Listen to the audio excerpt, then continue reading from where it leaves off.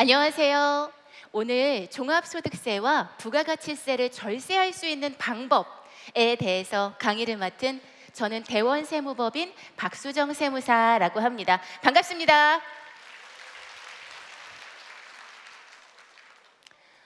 애터미는요, 제가 진짜 좋아하고 존경하는 브랜드예요. 그래서 애터미 유튜브 채널을 통해서 강의도 많이 보고 있거든요. 근데 강의하시는 분들께서 항상 왜 어떻게 애터미를 시작하게 되었는지에 대해서 먼저 말씀을 해주시더라고요. 그래서 저도 비슷하게 제 소개를 준비해 봤습니다. 여러분은 세금이 뭐라고 생각을 하세요? 때 되면 납부하시는 거? 좋아요. 저는 세금이 내가 숨쉬는 공기 같다라고 생각이 들었어요. 어느 순간. 대한민국에서 사업을 하시면서 세금 문제 떼고 생각하실 수 있나요? 비단 사업을 하시지 않는다 하더라도 대한민국에서 여러 가지 소득 활동을 하시면서 세금 문제 떼놓고 생각할 수가 없습니다. 그래서 저는 이 세금이 너무너무 재밌어요. 세금을 조금을 공부를 해보니까 절세할 수 있는 길이 눈에 보이더라고요. 특히나 저희는 하는 일이 매일 신고서를 보는 일이다 보니까 그냥 신고서만 봐도 어디서 비용이 새고 있구나 하는 게 딱 눈에 들어오죠. 그래서 저는 제가 이렇게 좋아하는 세금을 주변 분들께 쉽고 재밌게 알려드리고 또 절세하실 수 있도록 도와드리는 것을 좋아하는 저는 박수정 세무사라고 합니다. 그동안 마음씨들이 너무 좋으세요. 최고. 네, 그동안 이제 사업만 하시느라고 나는 앞만 보고 사업만 하느라고 세금은 잘 모른다, 납부서만 받아서 그동안 납부만 해왔다 하셨던 분들도 오늘 강의 들으시면 어디서 절세를 할 수가 있겠구나 아실 수 있도록 제가 쉽고 재밌게 설명드릴게요. 먼저 종합소득세를 살펴보고 그리고 나서 부가가치세를 살펴볼게요. 각각의 기본적인 개념들을 먼저 좀 짚어보고 그리고 나서 센터장님들 또 리더님들이 자주 하시는 질문에 대해서 다뤄보도록 하겠습니다. 종합소득세라고 하는 거는요, 사장님들이 이 개념을 굉장히 많이 헷갈려 하세요. 종합소득세는 뭐고 부가가치세는 뭐냐라는 건데요. 종합소득세는 2023년도 1월 1일부터 12월 31일까지 벌어들인 나의 수입에서 비용 빼고 남은 금액에 대해서 세금을 내시는 거죠. 부가가치세 같은 경우는 6개월에 한 번씩 정산을 하신다라고 생각하시면 되세요. 6개월에 한 번씩 정산하는 거니까 1월 25일까지 그리고 7월 25일까지 부가세를 신고 납부하시게 됩니다. 여기 제가 제일 좋아하는 해모임을 갖다 놨어요. 예를 들어 제가 23년도에 이 해모임을 1억 원어치 팔았다라고 가정을 해볼게요. 그러면 1억 원만 내 호주머니에 들어온 게 아니라 1억 원에 대한 부가세 1,000만 원을 최종 소비자들로부터 받았겠죠. 그리고 내가 사업장에 들어간 비용들을 계산을 해보니까 6천만 원 정도가 비용이 들어갔어요. 그러면 저는 이 6천만 원에 대한 매입세액 600만 원을 또 별도로 부담을 했을 거예요. 종합소득세는 뭐냐면 이 수입 1억에서 비용 6천만 원 차감한 4천만 원에 대해서 종합소득세율을 적용하고 여러 가지 산식을 적용해서 신고 납부하시는 거고, 부가가치세는 1,000만 원 받으셨죠. 거기서 내가 매입한 매입세액 600만 원 차감한 나머지 400만 원에 대해서 부가가치세로 신고 납부하시는 거예요. 그래서 종합소득세와 부가가치세를 이렇게 딱 사진을 찍어가지고 머릿속에 기억하시면 앞으로 사업을 하시면서 좀 더 유용하게 활용을 하실 수 있을 겁니다. 종합소득세 너무 중요하죠. 종합소득세 2024년도 5월까지 신고 납부하시고 나면 요 내용이 건강보험공단으로 들어갑니다. 그래서 2024년도 11월에는 변경된 지역건강보험료 고지서를 받으시게 되세요. 물론 버는 만큼 세금을 낸다는 거는 맞습니다. 하지만 내가 비용 처리를 할 수 있음에도 불구하고 비용 처리를 못해서 부가세도 많이 내고 종합소득세도 많이 내고 지역 건강보험료까지 많이 내시면 그건 안 되겠죠. 그래서 처음에 사업을 시작하시는 분들께는 제가 말씀을 드려요. 처음에는 너무 세금에 신경을 쓰지 마시고 뭐 마케팅이라든지 영업이라든지 매출의 규모를 키우는 데 집중을 하시고, 내가 목표로 했던 매출액에 어느 정도 도달을 했다라고 한다면 내가 지금 세금을 적정하게 내고 있는지 검토를 받아보실 필요가 있으세요. 대한민국에서 살면서 굉장히 다양한 소득 활동들이 이루어집니다. 그 소득 활동들 중에서 여기에 열거하고 있는 소득에 대해서만 과세를 해요. 대한민국에서 살면서 이자 배당 소득 발생할 수 있죠. 또 우리 같은 사업 소득, 또 우리가 직원에게 주는 근로소득, 연금소득, 기타 소득, 2023년도에 발생한 이런 모든 소득들을 합산해서 2024년도 5월 31일까지 종합소득세로 신고 납부하시면 되세요. 근데 우리 같은 사업소득은요, 진짜 좋은 게 뭔지 아세요? 필요경비를 빼줘요. 내가 벌어들인 총 수입 금액에 대해서 과세를 하는 게 아니라요, 여기서 필요경비를 차감하고 남은 소득 금액에 대해서만 과세를 합니다. 다른 소득들도 그럴까? 그렇지 않아요. 예를 들면 금융소득을 한번 예를 들어볼게요. 제가 2023년도에 금융소득이 1억이 발생을 했어요. 그러면 나라에서 비용을 한 얼마 정도 인정을 해줄까요? 1억에 대해서 한 3천만 원? 한 5천만 원? 10원도 인정을 해주지 않아요. 그래서 2천만 원을 초과해서 발생한 금융소득이 나의 이런 소득에 합산이 되면 갑자기 나의 과세 표준이 껑충 뛰어 오르고 내가 부담하던 종합소득 세율도 껑충 올라가게 되는 그런 특징을 가지고 있는 금융소득도 있습니다. 사업소득은요, 필요 경비도 빼주지만요, 이것저것 빼주는 게 정말 많아요. 필요 경비 당연히 빼주고요, 소득금액 옆에 각종 소득 공제를 또 빼줘요. 센터장님들 부담하시는 연금보험료, 건강보험료, 소상공인 공제부금 이런 것들 다 비용처럼 빼주고, 또 산출세액 밑에 보시면 각종 세액 공제라고 또 빼주는 게 있어요. 조세특례 제한법이라고 하는 법에서 이 사업자들을 위한 여러 가지 조세 감면, 공제 감면 혜택들을 많이 규정을 하고 있어요. 이런 것도 빼주고, 또 성실 사업자이신 분들 계시죠? 성실 사업자이신 경우에는 의료비, 또 자녀들 대학교 가면 교육비 엄청 들잖아요. 교육비 또 빼주고, 또 월세 세액 공제까지 빼줍니다. 그래서 사업소득은요, 저희 세무사들이 손을 댔을 때 굉장히 조정하고 세율을 조정할 수 있는 폭이 굉장히 큰 소득의 특징을 가지고 있습니다.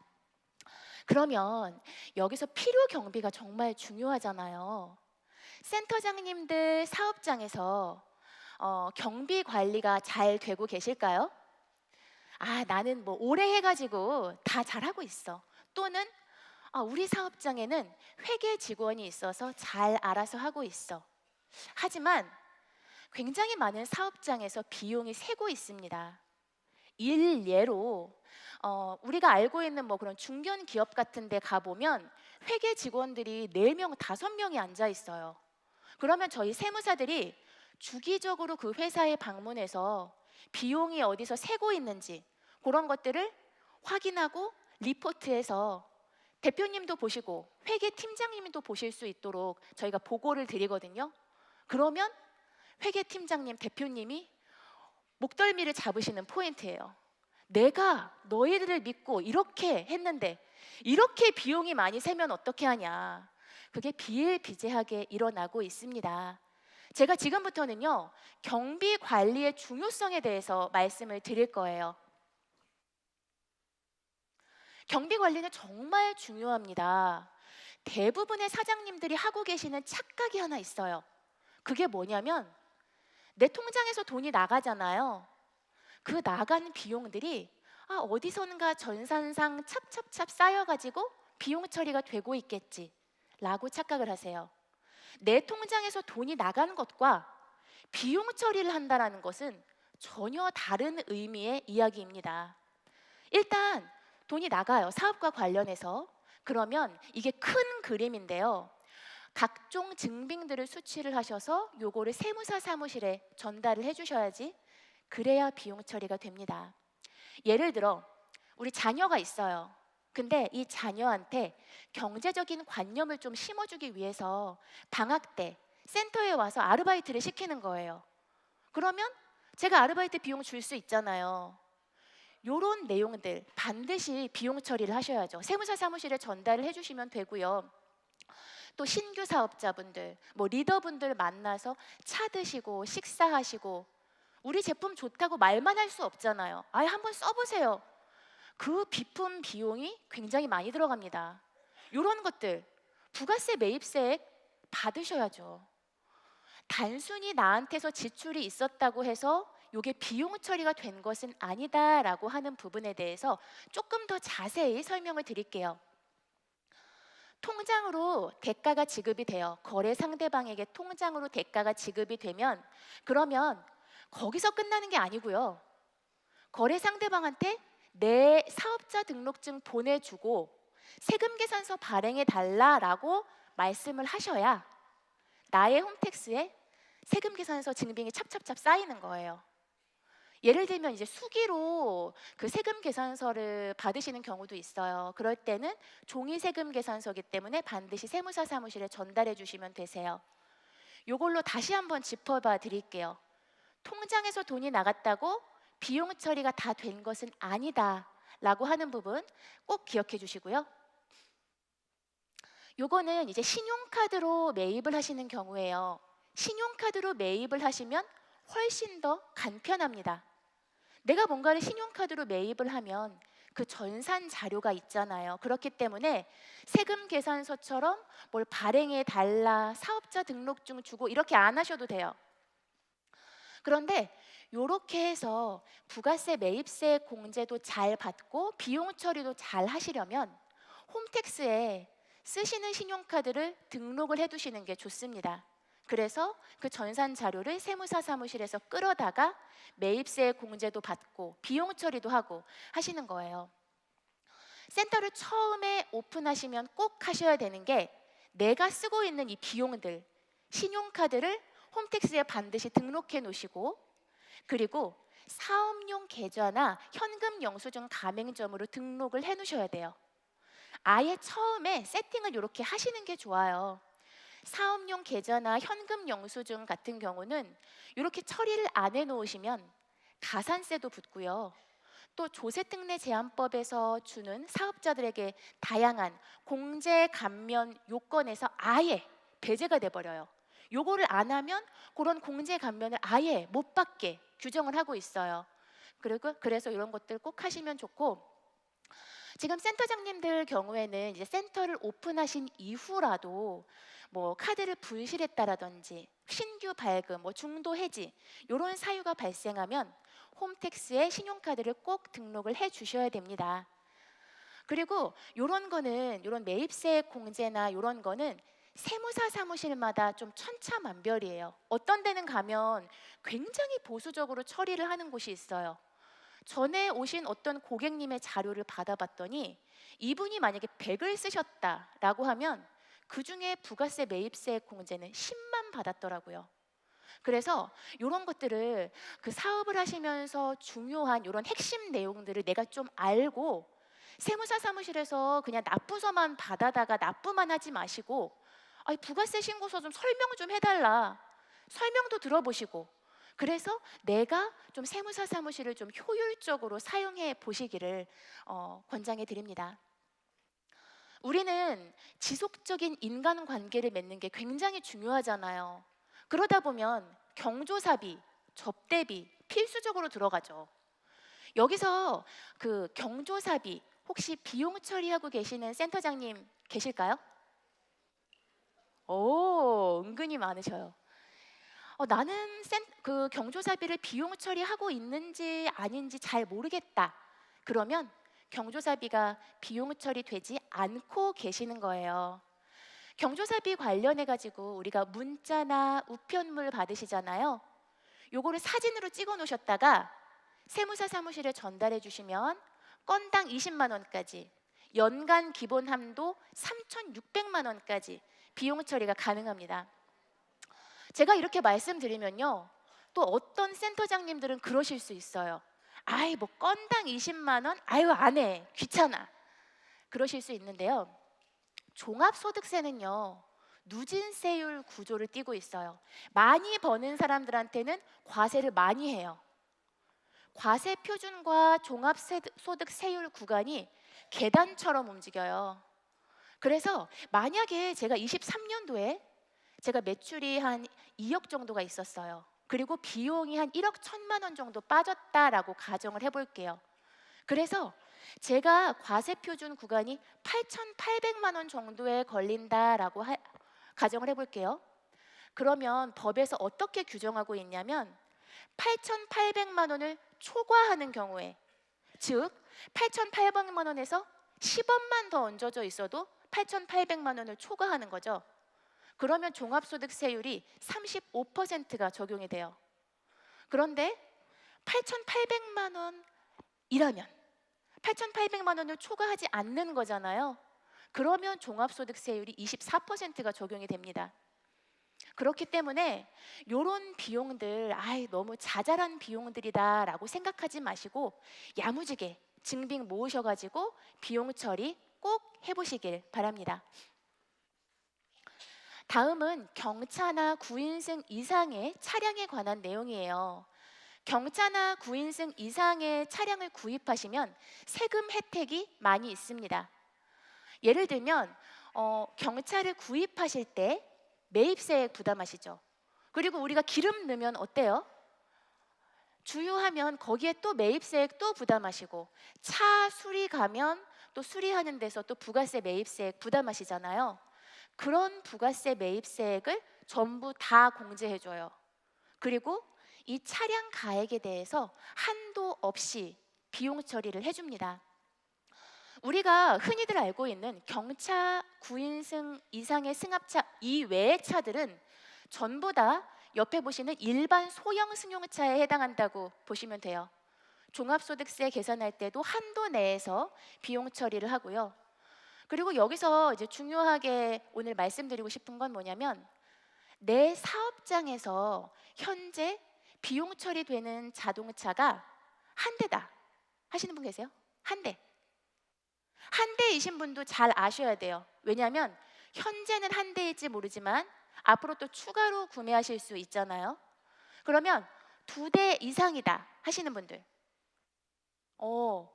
잘 모르겠다. 잘 모르시는 분들은 세무사 사무실에서 물어보시면 돼요.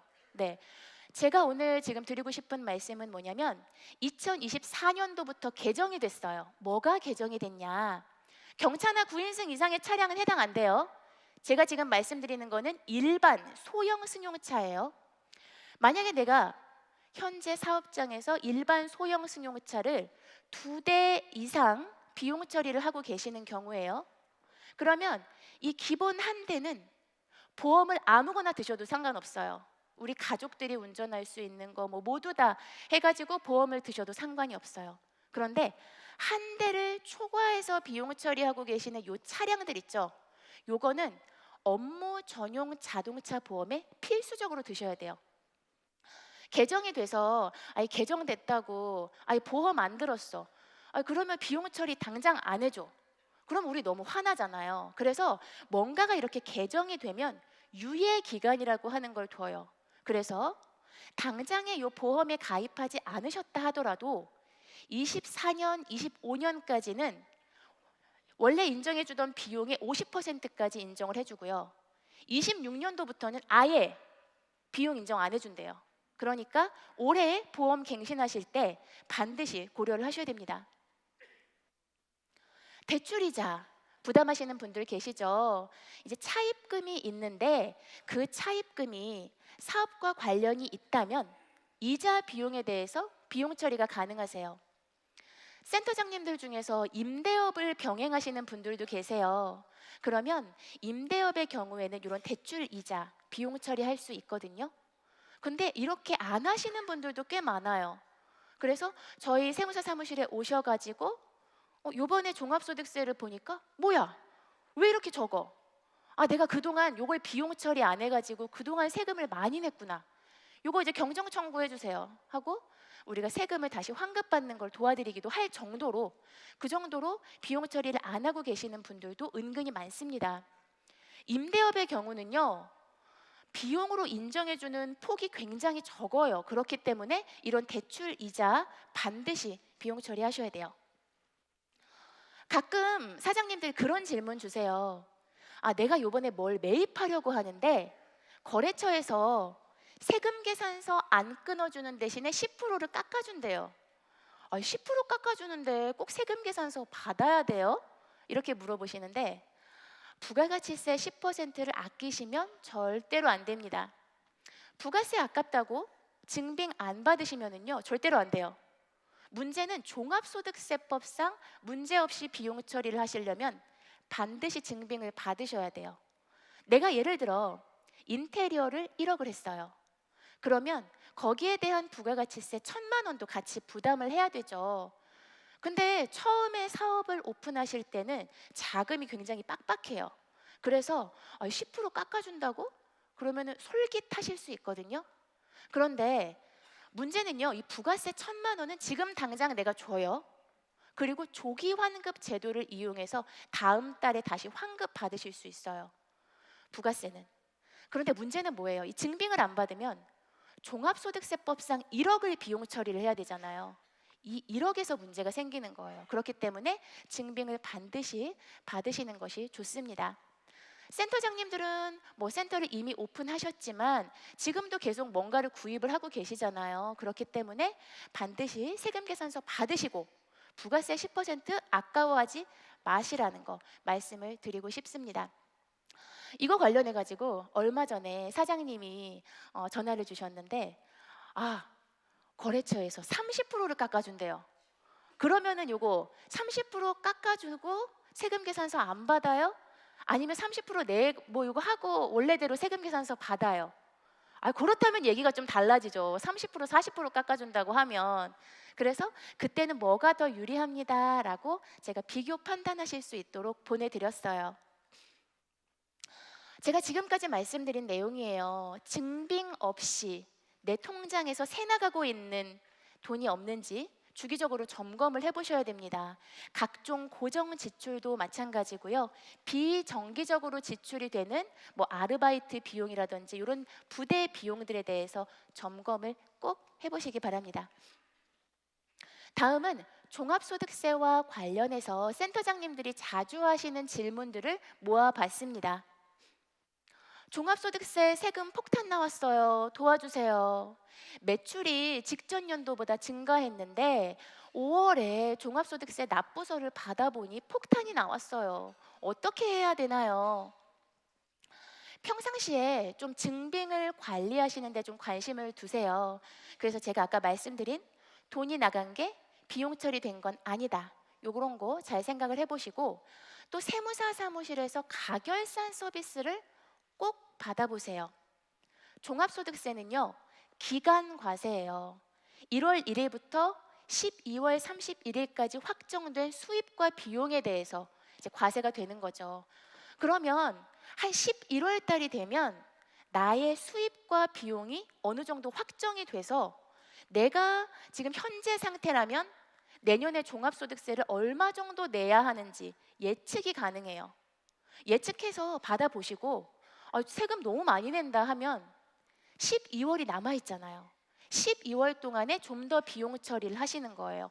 확실히 절세하실 수 있고 세금을 예측하실 수 있기 때문에 이 가결산 서비스 강력 추천드립니다. 요분은 새로 오신 고객분이셨어요. 현재 제네시스를 타고 있는데 팔고 경차로 바꿀까 생각 중이에요. 그래서 제가 여쭤봤어요. 아니, 제네시스를 팔고 왜 경차로 바꾸세요? 그랬더니 그 차량 판매하시는 데서, 그리고 사업자분들이 좀 많이 있는 그런 커뮤니티에서 잘못된 정보를 가져오셨더라고요. 이유는 경비 처리를 받기 위해서 경차가 세금 혜택이 많다고 한다라고 질의를 주셨어요. 그러면 제가 여쭤봐요. 그러면 센터를 오픈하시기 전에 구매하신 제네시스는 현재 비용 처리는 하고 계세요? 라고 여쭤보면 이것도 비용 처리 안 하고 계신 분들이 은근히 많아요. 내가 센터를 오픈하기 전에 구입한 차라 할지라도 요거를 사업용으로 사용한 날에 기준시가로 잡아서 비용 처리를 하실 수가 있기 때문에 이런 것도 세무사 사무실하고 좀 상담을 해보시고요. 2번에서 드릴 말씀은 제가 방금 드린 1번에서 드린 말씀과 정반대되는 내용이에요. 뭐냐면 들어보세요. 내가 센터를 오픈을 했어요. 그러면 세무사 사무실에서 나 비용 처리하게 이것저것 증빙 주세요. 차도 주세요. 그래서 내가 타는 차를 사업용 자산으로 잡아가지고 감가상각으로 해서 비용 처리를 합니다. 근데 문제는 뭐냐면 내가 이 차를 1, 2년 안에 바꿀 계획이 있는 경우예요. 그러면 이제 비용 처리하고 있죠. 그러면 내가 이제 한 1, 2년 안에 내가 지금 타는 차가 있는데 요걸 좀 팔아야 되겠다 생각하시는 거예요. 얼마에 팔까? 한 8천만 원에 팔아야 되겠다. 그러면 일단 매수자를 구해요. 좀 좋은 차 타고 있었어요. 그래가지고 매수자를 구해요. 그러면 요 매수자 마음, 또 내 마음 바뀌기 전에 빨리 8천만 원 받고 거래를 끝내셔야 되잖아요. 그래서 8천만 원 받고 차를 매각을 했어요. 그리고 나중에 세무사 사무실에다가 말씀을 해주시는 거예요. 나 그 차 팔았어. 그러면 세무사 사무실에서 어떻게 말씀을 해드리냐면, 사장님, 그 차는 사업용 자산이기 때문에 매각하시게 되면 부가세를 내야 됩니다 라는 소리를 듣게 되는 거죠. 내가 만약에 이런 점을 미리 알고 있었으면 어때요? 8천만 원 받을 게 아니라 8,800만 원을 받아서 부가세 내가 받아다가 납부를 했겠죠. 근데 이런 걸 모르고 있었던 거야. 그러면 내가 받은 8천만 원에서 부가세를 껴서 줘야 되는 그런 상황이 발생하실 수 있습니다. 그렇기 때문에 무조건적으로 비용 처리를 하지 마시고, 내가 좀 차량 매각할 계획이 있다라고 한다면 뭐가 더 유리한지 세무사 사무실에다 물어보시고 의사결정을 하시는 게 좋아요. 아까도 말씀드렸지만 세금 혜택 때문에 차를 바꾸실 필요까지는 없습니다.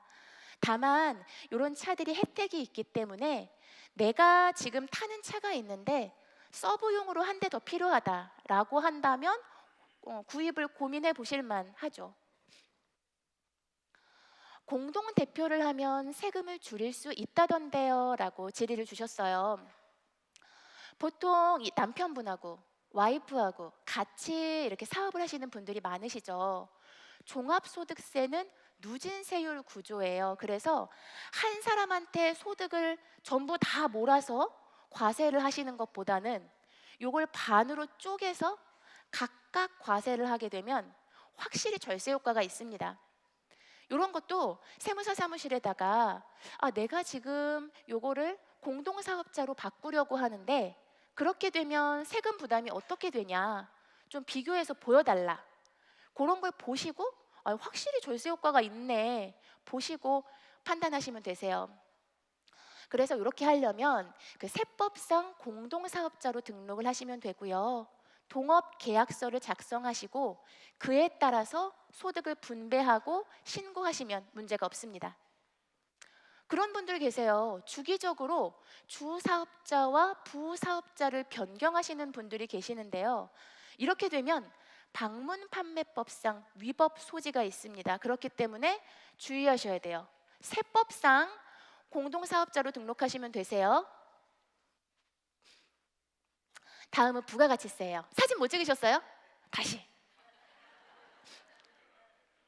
요거 제가 작년에 23년도에 동영상 강의 찍었는데 거기서 진짜 자세하게 판례까지 얘기하면서 설명드렸거든요. 혹시 오늘 내용에서 나 좀 더 궁금하다 하시는 부분은 그거는 이제 심화편이니까 그것도 운전하시면서 그냥 계속 들어보세요. 그러면 어느 순간 세금 별거 어려운 거 없습니다. 다음은 부가가치세예요. 부가가치세가 대한민국에 몇 년도에 최초로 도입됐는지 아세요? 모르시죠? 네, 바로 1977년도에 우리나라에 최초로 부가가치세가 도입이 됩니다. 이 부가가치세를 도입하면 나라 입장에서는 어때요? 너무 좋죠. 대한민국에서 일어나는 모든 상거래에 10%를 붙여가지고 요거를 세수를 확보를 하게 되니까 굉장히 안정적인 세수 확보가 가능합니다. 그런데 1977년도에 대다수의 국민들은 어떻게 느꼈을까요? 너무너무 싫어했겠죠. 당장 내가 생활하던 물가가 10%가 올라가는 거잖아요. 국민들도 싫어했지만 기업들도 싫어했어요. 왜냐하면 부가가치세는 세금 계산서라고 하는 장치를 가지고 모든 상거래를 투명화시켜요. 그래서 당시에 비자금을 조성하려던 기업들도 좋아하지 않았습니다. 얼마나 싫어했냐면요. 1977년도에 처음 도입됐잖아요. 1978년도에 국회의원 선거가 있었어요. 그때 야당의 주요 공약 중에 하나가 부가가치세 폐지였어요. 그리고 거기서 국회의원 선거에서 야당이 압승을 거두게 됩니다. 1977년도부터 2024년도까지 부가가치세율을 10%로 개정이 되지 않았어요. 우리가 흔히들 알고 있는 OECD 국가, 프랑스, 유럽 국가들, 프랑스 가서 식사하시면 부가세만 20%예요. 대한민국이 살기 좋죠. 그래서 근데 지금 이제 우리나라가 부가가치세 세율을 개정하자라는 목소리는 계속해서 있어 왔어요. 그런데 지금 우리나라 재정 어때요? 적자가 굉장히 심각하죠. 그래서 부가가치세율을 인상하자 하는 것이 작년도 국정감사의 주요 이슈 중에 하나였습니다. 그래서 우리가 사업하면서 이런 동향도 또 알고 계시면 재밌죠. 부가가치세는 어때요? 종합소득세라고 하는 것은 내가 벌어들인 거에 대해서 내 주머니에서 세금을 내가 직접 신고 납부하시는 거죠. 부가가치세는 센터장님들이 부가가치세를 절대로 부담하지 않으세요. 최종 소비자들로부터 부가세를 받아서 센터장님들은 신고 납부하시는 의무만 가지고 계시는 겁니다. 그래서 최종 소비자들로부터 부가세 10% 받으셨죠? 거기서 내가 부담한 사업과 관련해서 부담한 매입세액을 전부 차감하고 남은 세액을 부가세로 납부하시는 거예요. 그러면 이 부가세 매입세 공제 받는 것도 굉장히 중요하죠. 절세 측면에서. 어떤 것들을 부가세 매입세 공제 받을 수 있냐면요. 두 가지 요건을 충족하셔야 돼요. 첫 번째, 법적 증빙을 수취하셔야 됩니다. 세금 계산서, 신용카드 매출 전표, 현금 영수증, 계산서와 같은 법적 증빙을 반드시 수취를 하셔야 되고요. 두 번째 요건, 사업과 관련된 비용에 대해서 매입세 공제를 받으실 수 있으세요. 우리 사업장, 월세 나가는 거, 그리고 사업장에 필요한 비품 구입하는 거, 또 상품 홍보에 필요해서 구입하는 그런 비품들, 또 아까 말씀드렸죠. 경차나 9인승 이상의 승합차 관련 매입세액 전부 다 공제 받으실 수 있으세요.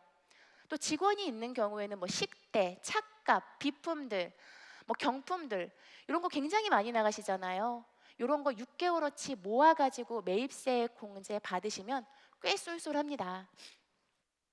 다음은 부가가치세 매입세액을 공제받을 수 없는 것에 대해서 말씀을 드릴게요. 먼저 접대비, 그리고 우리가 흔히들 알고 있는 소형 승용차와 관련한 비용들. 왜 이런 거는 사업과 관련됐는데 왜 매입세 공제를 안 해주는 거야? 요거는 조세 정책적인 목적 때문에 요거는 부가세 매입세 공제를 안 해줘요. 그리고 가사 목적, 사업과 직접 관련이 없는 지출에 대해서는 당연히 매입세 공제를 안 해줍니다. 예를 들어서 우리 파트너님이 계신데 이 파트너님이 너무 잘해주시는 거예요. 그래서 내가 이 파트너님이 너무 고마워서 좀 고가의 선물을 했어요. 그러면 이 선물하면서 들어간 부가세 매입세액 공제 받을 수 있을까요? 공제 못 받으세요. 내가 사업과 물론 관련이 됐어요. 사업과 관련이 됐고 신용카드로 구입을 해서 증빙도 있어요. 그렇지만 요거는 내가 어떤 사업과 관련해서 특정인과 돈독한 관계를 유지하기 위한 접대성 경비라고 봐요. 그래서 이 접대성 경비에 대해서는 매입세 공제를 안 해줍니다. 그러면 우리가 또 그 신규 사업자분들 또 파트너분들하고 모임도 많이 하시잖아요. 그런 것과 관련된 매입세 그런 거는 반드시 매입세액을 공제를 받으셔야 되고, 방금 말씀드린 접대비와 반대되는 개념이 판매 촉진비와 광고 선전비예요. 요거는 뭐냐면 내가 경품 뭐 이렇게 파트너분들한테 경품도 지급하고 선물도 지급할 수 있어요. 그런데 그 선물을 지급하는 내역이 어떤 객관적인 약정 기준이 있고 또 제3자가 봤을 때 그 정도는 선물할 수 있지라고 할 수 있는 정도의 비용들은 판매 촉진비, 광고 선전비로 구분이 돼서 매입세 공제도 전부 다 받으실 수가 있고요. 그리고 한도 없이 비용 처리도 가능합니다. 그래서 내가 쓰는 비용에 대해서 접대비로 볼 것인가 또는 판매 촉진 광고비로 볼 것인가에 따라서 세금상 처리가 완전히 달라져요. 제가 만약에 이번에 호텔에서 우리 신규 사업자들이랑 행사를 한다라고 가정을 해볼게요. 호텔이 아니어도 좋아요. 신규 사업자들과 어떤 모임이라든지 이런 걸 하실 때 그런 것과 관련된 사업과 관련된 비용은 전부 다 부가세 매입세 공제 받으셔야죠.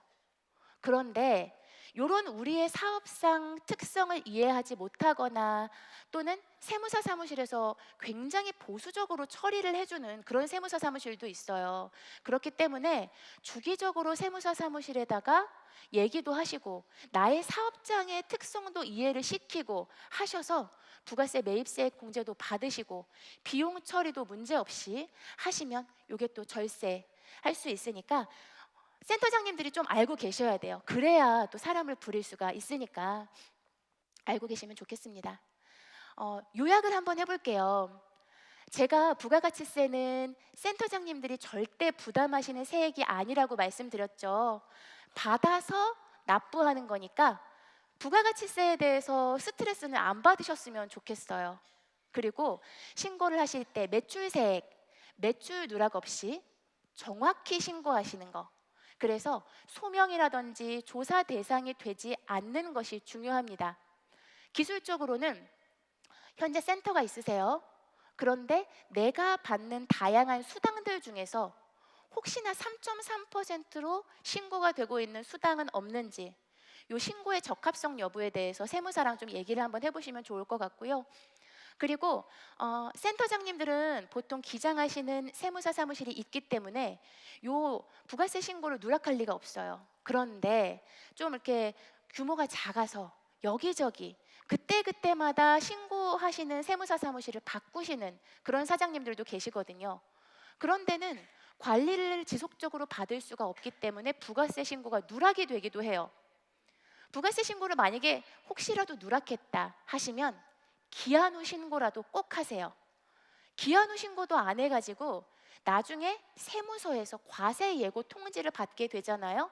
그러면 원래 신고 제대로 했으면 부가세 매입세 공제 다 받을 수 있었던 것도 못 받고 가산세 붙고 혹시라도 매출 누락해서 신고하면 거기서 또 부가세 부담하고 가산세 붙고 굉장히 불편하고 기분 나쁜 세금이 산출이 되게 됩니다. 그렇기 때문에 기한 내에 정확히 신고하시고 부가세 매입세 공제는요 납세자의 권리예요. 반드시 증빙 잘 수취하시고 세무사 사무실이랑 자주 소통을 하셔서 내가 받을 수 있는 부가세 매입세 공제 꼭 받으셨으면 좋겠습니다. 다음은 부가가치세 관련해서 센터장님들이 자주 하시는 질문들이에요. 현재 3.3% 후원 수당으로 받고 있는데 사업자 등록은 안 해도 되죠? 라고 물어보셨어요. 요거는 현재 센터장님들은 이미 사업자 등록이 있으시잖아요. 그래서 센터장님들은 해당이 없지만 우리 신규 사업자분들, 또 파트너분들, 리더분들 같이 챙겨주실 때 꼭 안내해 주시면 좋습니다.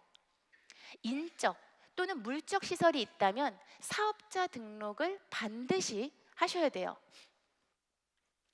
인적 시설이라고 하는 거는 뭐냐면 내가 급여를 주는 근로자가 있는 경우고요.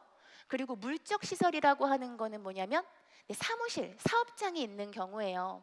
이럴 경우에는 반드시 사업자 등록을 하셔야 됩니다. 사업장이라고 하는 게요, 꼭 센터의 형식을 갖출 필요는 없으세요. 아무래도 우리가 사람을 많이 만나고 자주 만나고 하다 보면 고정된 사무실을 선호하시는 사장님들이 계세요. 그러면 이제 임대차 계약을 맺고 사무실을 하나 만드시는 거죠. 그러고 있다가 나중에 종합소득세 신고하는데 세무사 사무실에서 납부가 너무 많아요. 이것저것 비용 처리하실 거 있으면 주세요. 그때 생각이 나는 거야. 내 사무실 월세 비용 처리해야지 하고 띡 주시는 거죠. 그러면 이 세무사 사무실에서는 그거를 이제 월세로 반영을 해서 세금을 신고를 하게 돼요. 그러면 바로 이 부분이 세무서에서 봤을 때 물적 시설 있잖아요 라고 볼 수 있는 증빙이 되는 거예요. 그래서 이렇게 월세 같은 거 또는 직원 급여 같은 거 이런 항목들 들어가지 않도록, 들어간다라고 한다면 반드시 사업자 등록을 하셔야 된다라는 거를 꼭 알고 계시면 됩니다. 이번 달에 너무 바빠서 세금 계산서 승인을 못했어요. 다음 달에 해도 되죠? 라고 질의를 주셨는데요. 부가가치세에서요, 세금 계산서라고 하는 장치는 굉장히 중요하게 생각하고 있습니다. 부가가치세라고 하는 지붕을 떠받치는 게 바로 세금 계산서예요. 여러분들 그 인적 네트워크 마케팅 회사가 굉장히 많잖아요. 그 중에서 뭔가를 선택하실 때 어떤 걸 가장 중요하게 보세요? 수당 구조 같은 거 중요하지 않으세요? 그런 수당 구조 같이 중요한 게 바로 부가가치세에서 세금 계산서라고 생각하시면 되세요. 그래서 이 세금 계산서 가지고 조금 장난치거나 하는 것을 가산세로 굉장히 엄격하게 규정을 하고 있습니다. 예를 들어 저 박수정이 대한민국 어딘가에서 물건을 사요. 그러면 이 사람이 부가세 10%를 내고 증빙을 받는지 세무 공무원이 저 쫓아다니면서 감시할 수 있어요? 못해요. 그렇기 때문에 세금 계산서라고 하는 장치를 두는 거예요. 세금 계산서는 매출처에서 딱 신고되죠. 매입처에서 세금 계산서 딱 신고되죠. 이게 일치해야지 되는 거예요. 상호 검증 기능을 갖추고 있는 거예요. 그렇기 때문에 이 부가가치세에서 세금 계산서는 굉장히 중요한 역할을 하고 있습니다. 미발급 시, 지연 발급 시 센터장님과 애터미의 가산세가 부과가 돼요. 센터장님은 교부 시기에 따라서 가산세가 1%, 2%까지 부과가 되고요. 애터미 입장에서는 부가가치세만 주면 뭐해, 부가세 매출세액만 주면 뭐해, 세금 계산서를 제때제때 받았어야지 하고 세금 계산서 지연해서 수취한 부분에 대해서 또 가산세를 매깁니다.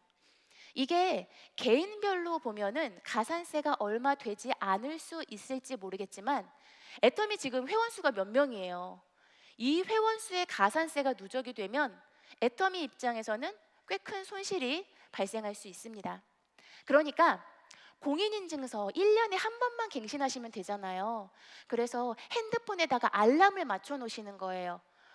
3월에 내가 공인인증서 갱신해야 할 시기가 왔구나 하면 그 매년 알람을 맞춰 놔가지고 그런 것도 하시면 세금 계산서 문제없이 발급하실 수 있고 또 가산세도 부담하지 않으셔도 됩니다. 이번에 사업자를 내려고 하는데 간이과세자로 내도 돼요. 요거는 센터장님들은 어차피 매출 규모 때문에 해당이 없으시고요. 우리 신규 사업자분들, 리더분들 같이 가이드하고 챙겨주실 때 꼭 알고 계셔야 되는 내용입니다. 간이과세자는 안 되세요. 애터미와 부가가치세, 세금 계산서를 주고 받으셔야지 되기 때문에 반드시 일반 과세자로 사업자 등록을 내셔야 됩니다. 이거는 애터미만 그런 게 아니라요. 대한민국에 있는 모든 기업들은 간이과세자와 거래하는 것을 기피해요. 부가가치세 세금 계산서 주고 받아야 되고 매입세 공제를 받아야지 되기 때문에 대부분 이렇게 기업과 물품, 용역 주고 받으시는 경우에는 이렇게 일반 과세자로 하실 것을 권고해 드리고 있습니다. 세금을 어플로 신고하면 수수료가 싸다고 하더라고요. 수수료보다도요, 전체 납부세액이 얼마가 계산이 되는지 그게 제일 중요한 거예요. 그리고 우리는 이 사업을 단기간이 아니라 장기간, 내 인생에 걸쳐서 나의 노후를 위해서 또 증여세 한 푼 없이 우리 자녀에게 증여해 줄 수 있는 이 무형 자산으로 사업 내역을 장기간 안정적으로 꼼꼼하게 관리해 주시는 게 훨씬 더 중요하신 거예요. 요거는 제가 재미로 한번 가지고 와봤어요. 새로 들어오시는 고객이셨는데 이분이 전에는 사업장을 좀 작게 운영을 하셨었어요. 그래서 그 세금 계산해주는 어플로 본인이 직접 신고를 하고 계셨던 거예요. 그러다가 요번에는 그 매출 규모가 굉장히 커진 사업장을 운영하시게 돼서 저희한테 오셨는데 부가가치세 이제 할 때가 되니까 역시나 하시던 방법대로 어플로 세금을 계산을 해보셨더라고요. 그래서 저한테 이렇게 말씀해 주셨어요. 어플에서는 423만 원 나오는데요. 그래서 저희가 대답해 드렸어요. 사장님, 저희는 19만 원 나옵니다. 네, 혹시나 못 믿으시는 분이 계실지 몰라서 제가 납부서도 이렇게 재미로 보시라고 출력을 해놨어요. 뭐가 중요해요? 수수료 몇만 원 차이가 중요한 게 아니에요. 전체 납부세액을 얼마나 안정적으로 그리고 안전하게 절세할 수 있는지 그게 굉장히 중요한 부분입니다. 제가 그 부가세 매입세 관련해 가지고 드리고 싶었던 말씀이 있었는데 그걸 하나 빼먹었어요. 뭐였냐면 세무사 사무실마다 운영하는 게 굉장히 많이 달라요.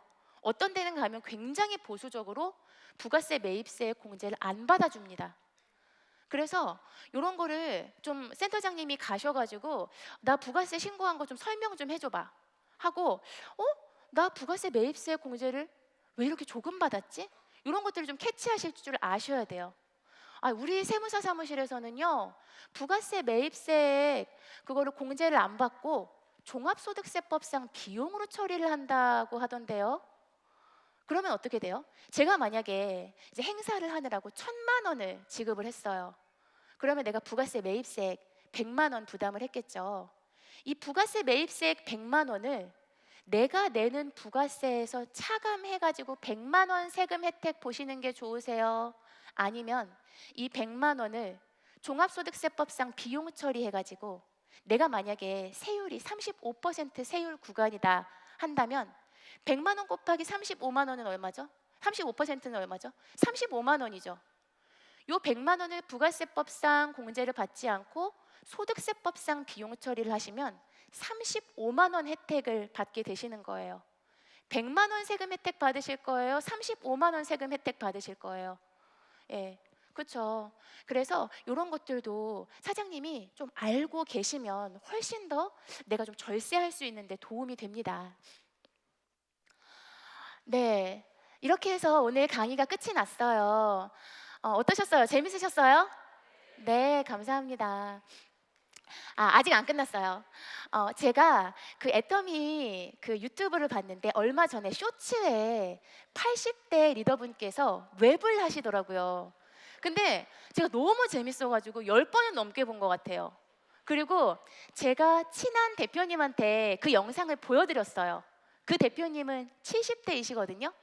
그래서 제가 뭐라고 말씀드렸냐면 대표님, 대한민국에서 80대를 이렇게 신명나게 할 수 있는 브랜드는 애터미밖에 없습니다. 그랬더니 그 대표님이 저더러 너는 애터미에 가서 물건을 팔아도 되겠다 그러시더라고요. 어찌됐든 그걸 너무 제가 재밌게 봐서 오늘 제가 답가를 준비했어요. CM송을 준비를 했습니다. 20초짜리예요. 짧아요. 그리고 지금 이제 강의 오랜 시간 들으시느라고 몸도 많이 뻑뻑하시죠? 저랑 같이 박수 치면서 노래하면서 마무리하시면 되세요. 제가 먼저 부를게요. 아직 가사 모르시니까 제가 먼저 부르고 그리고 센터장님들 같이 부르면서 마무리하도록 하겠습니다. 자, 제가 준비 박수 하면 손을 이렇게 딱 앞으로 해주시면 돼요. 자, 제가 먼저 노래할 거예요. 따라하시면 안 돼요. 자, 노래 주세요. 자, 박수 칠게요. 하나, 둘, 하나, 둘, 하나, 둘, 셋, 넷. 쎄쎄쎄. 쎄쎄쎄. 쎄쎄쎄. 세금 종합소득세는 매년 5월. 부가가치세는 1월, 7월.